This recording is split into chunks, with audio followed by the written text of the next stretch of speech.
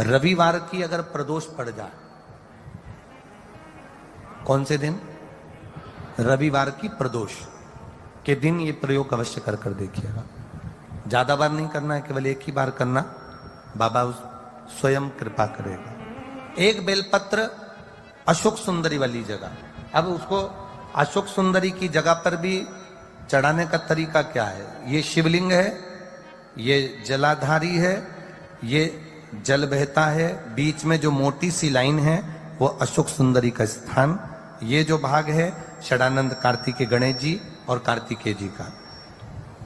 जलाधारी मतलब माता पार्वती जी का हस्त कमल, शिवलिंग मतलब भगवान शंकर का स्वरूप। ऊपर से जो बूंद बूंद पानी इस पर गिरता है वो शंकर भगवान की 5 लड़कियां, जया, विषहरा, शामली बारी, दौतली और देव। शिव जी की 5 लड़कियां ऊपर, एक लड़की शंकर भगवान की 6 नंबर की अशोक सुंदरी उनके चरणारविंद के पास, उनके गणेश षडानंद कार्तिकेय के मध्य में।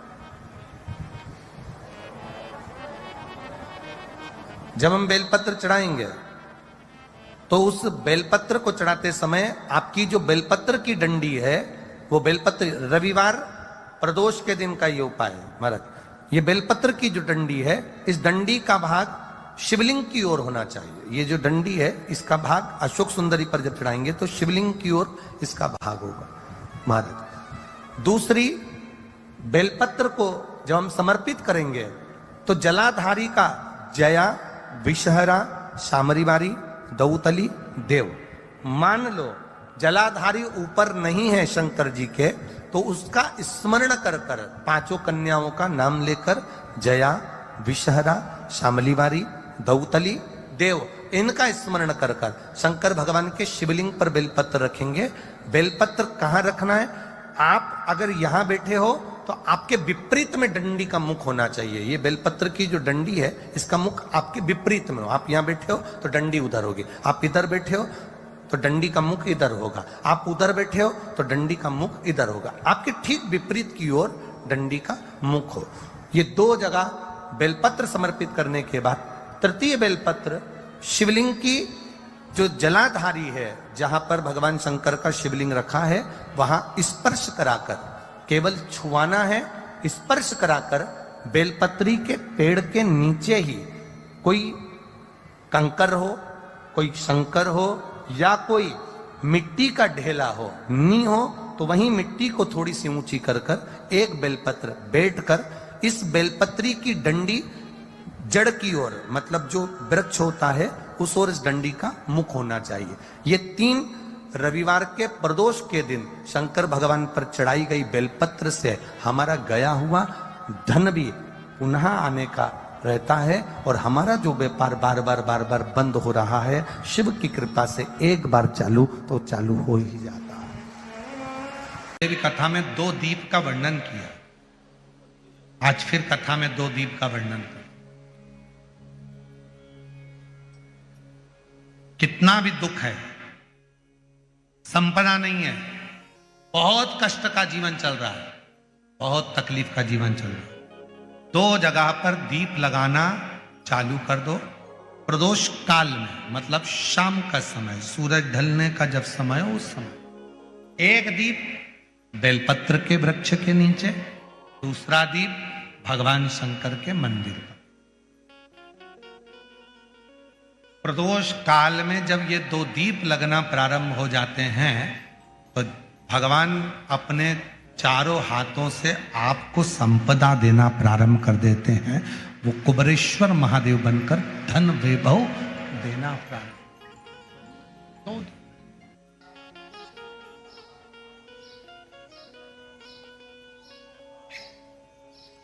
और दोनों दीप फूल बत्ती के होना चाहिए, लंबी बत्ती के नहीं।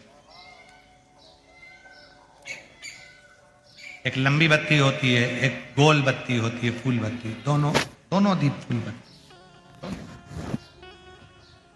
मां सती ने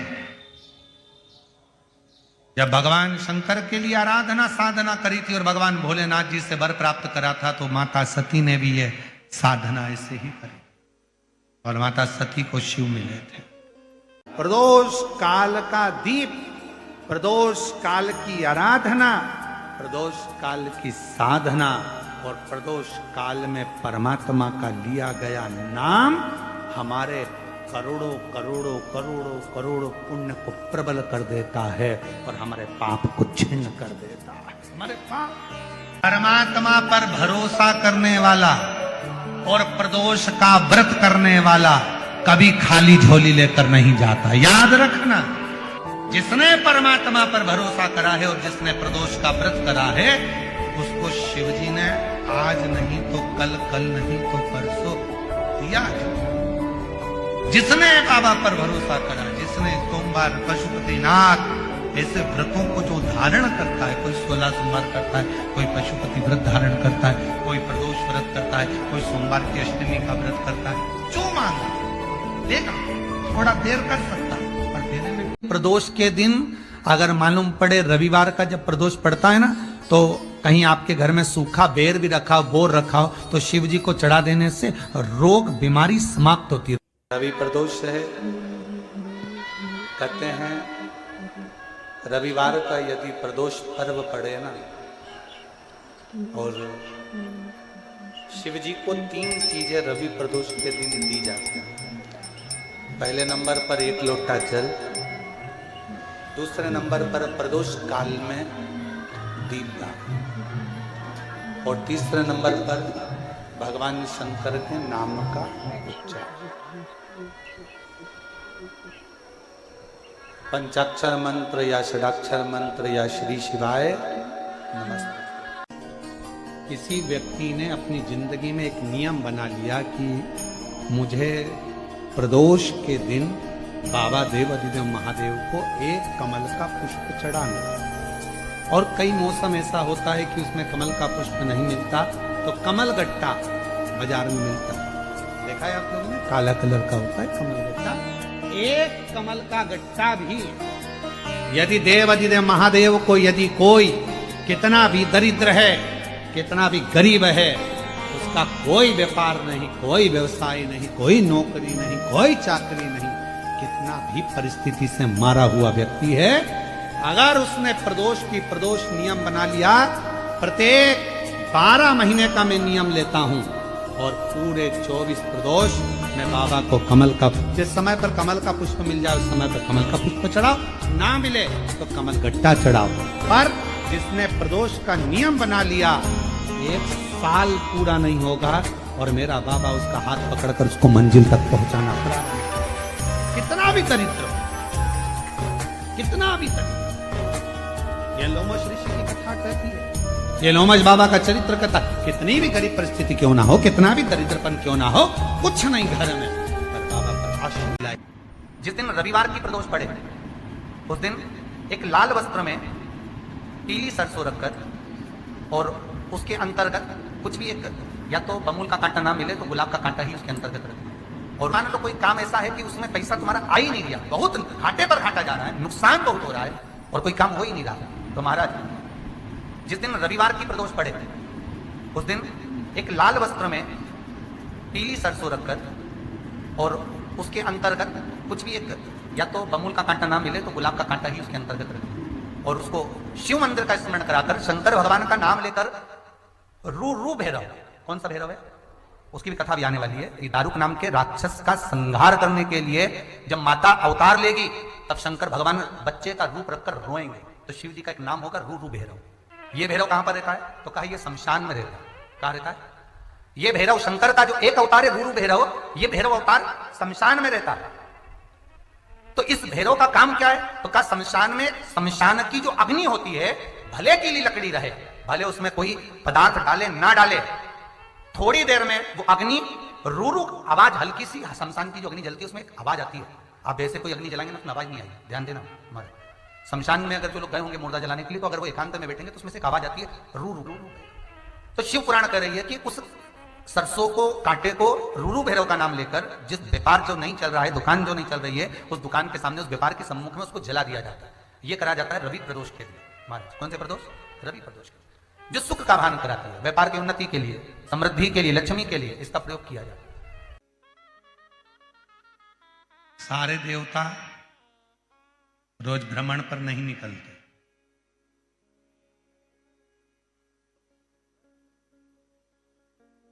तैतीस कोटि देवता में केवल एक देवता है देवाधिदेव महादेव, जो प्रतिदिन प्रदोष काल में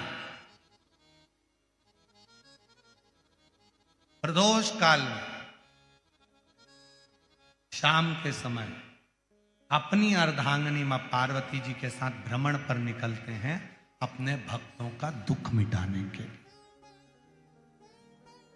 प्रतिदिन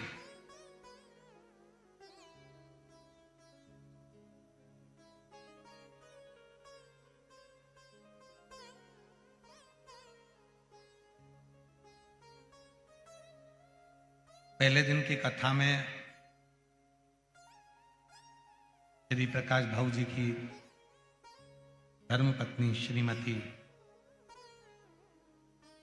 दीना जी प्रकाश जी धारीवाल जी ने प्रश्न किया था उनके घर पर कि प्रदोष करना है, तो पहले तो मेरा निवेदन है कि प्रदोष को समझें कि प्रदोष का मतलब क्या। संसार का कोई मनुष्य कितने भी दोष कर ले, उसकी जिंदगी के सारे पाप उसने जितने भी करे हों, यदि प्रदोष का दिन है, जिस दिन प्रदोष है उस दिन यदि उसने व्रत धारण करा, केवल एक दिन ऐसा होता है प्रदोष का जिस दिन 33 कोटि देवता और 64 योगनियां भी भगवान शंकर के सामने अपने मन की बात कहने के लिए प्रदोष काल में खड़े होते हैं और शिव जी अपने हाथों से उनके दुख मिटाते मिटाते जाते हैं। वो प्रदोष का व्रत होता है। वो का विस्तार से तो वर्णन हम करेंगे बीच में, पर सारे दोषों को जो समाप्त कर, सारे दोष, सारी तकलीफ, तुम्हारी जिंदगी के जितने जितने तुम्हारे दोष हैं इस जन्म के उस जन्म के, और जब भगवान शिव से आप निवेदन करते हैं, प्रार्थना करते हैं, उनसे अपने मन का भाव कहते हैं, प्रार्थना करते हैं, निवेदन करते हैं, तो शिव उसको स्वीकार करते, स्वीकार। खड़े हैं देवता, भगवान शिव नेत्र बंद करके बैठे, भगवान विष्णु भगवान ब्रह्मा सब देख रहे हैं, इंद्रदेव पीछे खड़े हैं और पीछे से देख रहे हैं। उनको मालूम है नहीं मिलेगा, नहीं मिलेगा ही नहीं, पर तभी भगवान नारायण ने फिर जमकर हर हर महादेव कहा। ब्रह्मा जी फिर बोले हार हार, और भगवान नारायण ने और भगवान ब्रह्मा ने 3 बार ताली का जो नाद किया। चंड ने भगवान शिव को सूचना दी, सूचना देकर भगवान शंकर के नेत्र खुल गए, और शिव जी के जैसे ही नेत्र खुले, बाबा ओ घड़दानी ने भगवान शंकर ने नेत्र खोलते ही सामने खड़े हुए भगवान विष्णु को, भगवान ब्रह्मा जी को, देवताओं को देखा और पूछा कि आप यहां पधारे, मुझे आज्ञा करते मैं आ जाता। थायराइड जैसी बीमारी है, लीवर किडनी काम करना बंद कर दिया है, या आपके शरीर में हाथ में पांव में कंपन बना रहता है, थोड़ा थोड़ा हाथ पांव हिलता रहता है, थोड़ा थोड़ा हाथ कोई काम करते हैं तो थर थर थर थर हाथ हल्का सा कांपता रहता है, तो हमने पहले भी कहा, आज फिर कहते हैं, जो दूब आती है ना, गणेश जी को क्या बोलते हो यहां पर, जम के बोलो, दूबा बोलते हैं, दुर्ब बोलते हैं। दुर्बा जो आती है, 5 दुर्बा प्रदोष के दिन एकांतेश्वर महादेव के नाम से भगवान शंकर के मंदिर में चढ़ाइए। शिवलिंग पे चढ़ाकर उस दुर्बा को उठाकर अशोक सुंदरी वाली जगह पर चढ़ाइए, और अशोक सुंदरी वाली जगह दुर्बा को उठाकर वही 5 दुर्बा को नंदी के पास लेकर आइए, और नंदी के पास रखने के बाद उसी 5 दुर्बा को दिन भर में एक एक कर कर वो दुर्वा को प्रदोष के दिन रात्रि से पहले पहले उस दुर्वा को धीरे धीरे कर कर खाना प्रारंभ कर दीजिए। डॉक्टर का इलाज भी करवाते रहो, जांचें भी करवाते रहो, दवाई भी खाते रहो और साथ में उस दुर्वा का प्रयोग करना प्रारंभ कर दो तो धीरे धीरे हाथ में पैर में जो कंपन होता है वो कंपन अपने आप मिटना प्रारंभ हो जाएगा। लीवर, किडनी, थायराइड जैसी बीमारियां धीरे धीरे ठीक होना प्रारंभ हो जाएगी, किडनी काम करना प्रारंभ कर जाएगी। वो दुर्वा में इतना असर है। 26 प्रदोष में से कोई भी प्रदोष का दिन हो और प्रदोष काल में आप अपने घर से जल और एक हाथ में घी का भरा हुआ दीप लेकर जिस दिन शंकर के मंदिर में जाते हो, शंकर को जल चढ़ाकर हाथ का स्पर्श जलाधारी पर कर कर शिव मंदिर में दीप प्रज्वलित कर देते हो, 26 प्रदोष का पुण्य फल उसी क्षण प्राप्त हो। बेटा बेटी कहीं अप्लाई कर रहे हैं नौकरी के लिए या अन्य चीज के लिए, तो वो अगर बेलपत्री के मध्य पत्ती और ये 2 पत्ती है, इस पत्ती के बीच की जो जगह होती है वहां यदि पीला चंदन और एक चावल का दाना लेकर हरीश्वर महादेव का नाम लेकर शंकर के शिवलिंग पर प्रदोष के दिन अगर चढ़ा देते हैं तो वो बेटा बेटी जिस एग्जाम को दे रहा होता है अच्छी मेहनत के साथ, लगन के साथ, तो निश्चित है वो उसमें सफलता पाता जरूर है। हरीश्वर महादेव कनेर के पुष्प एक बेलपत्र में रखकर नंदीश्वर के पास में बैठकर श्री शिवाय नमस्तुभ्यम बोलकर अशोक सुंदरी वाली जगह पर स्पर्श कराकर भगवान शंकर पर 7 फूल के साथ बेलपत्री की डंडी अशोक सुंदरी की साइड हो, ऐसा स्मरण करते हुए शिव को समर्पित कर दे। वही बेलपत्री 5 बार नमः शिवाय या पंचाक्षर मंत्र, षडाक्षर मंत्र या श्री शिवाय नमस्तुभ्यम बोलकर वही बेलपत्री 3 प्रदोष, 4 प्रदोष, 5 प्रदोष, 2 प्रदोष, जितने प्रदोष आप चढ़ा रहे हैं प्रदोष काल में, वो बेलपत्री लाकर अपने कक्ष में अपने पूजन वाले स्थान पर रखते जाओ। एक बेलपत्री एक प्रदोष पर लाओगे, अगला प्रदोष आएगा, कितना अंतर पड़ता है आपके भाग्य बदलने में, आपको खुद मालूम पड़ जाएगा कि आपकी किस्मत कैसे बदल गई। मेहनत आपको करना है, श्रम आपको करना है, आपको लगाना है। और बेलपत्री और कनेर का पुष्प शिव को चालू करो प्रदोष चढ़ाना। एक निवेदन आप सबसे ध्यान करिए, सब जगह भटक लिए, सारी दुनिया में जाकर बोलिया है, जगह जगह जाकर प्रार्थना कर ली, निवेदन कर लिया, तो भी तुम्हारा अगर कोई काम ना बने तब एक काम जरूर करना, एक बेलपत्र, एक शमी पत्र, एक कनेर का फूल देवाधिदेव महादेव को प्रत्येक प्रदोष के दिन शिवजी को जल चढ़ाकर समर्पित करना प्रारंभ कर दो। 2 या 3 प्रदोष निकलेगी, मेरा देवाधिदेव महादेव तुम्हारी झोली खुशियों से भर दे निश्चित। एक बेलपत्र, एक शमी पत्र और एक कनेर का पुष्प भगवान शिव को प्रदोष की प्रदोष बाबा देवाधिदेव महादेव को जल चढ़ा कर देना प्रारंभ।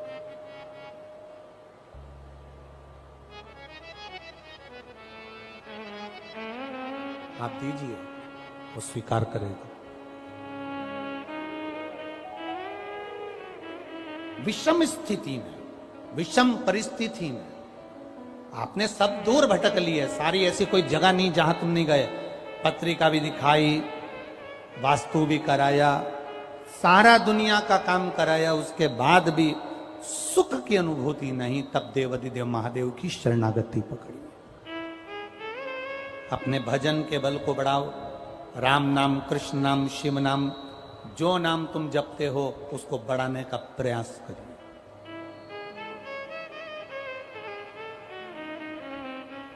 उस भजन के बल को बढ़ाने का प्रयास करिए। चंद्रदेव, अब तुम शिव के पास जाओ। चंद्रदेव भगवान शंकर के धाम कैलाश पर पहुंच गए, जहां पर भगवान शिव तो तप साधना में लीन थे। चंद्रदेव को मेरे भोलेनाथ जी ने देखा भी नहीं, क्योंकि वो अपनी तप साधना में लगे थे, भजन में लगे थे, अपनी तप साधना में लीन थे, ध्यान नहीं दिया।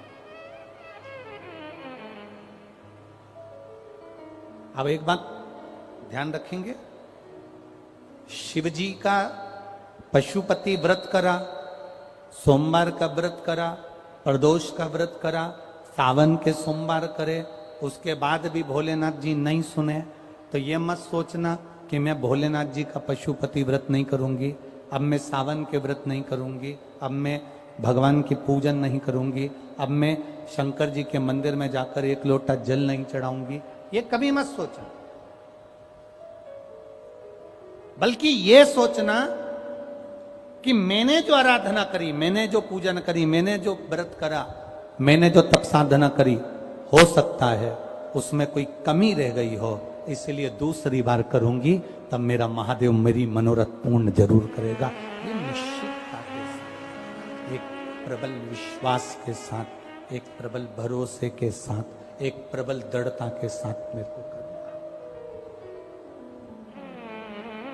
चंद्रदेव को देवादिदेव महादेव ने नहीं देखा,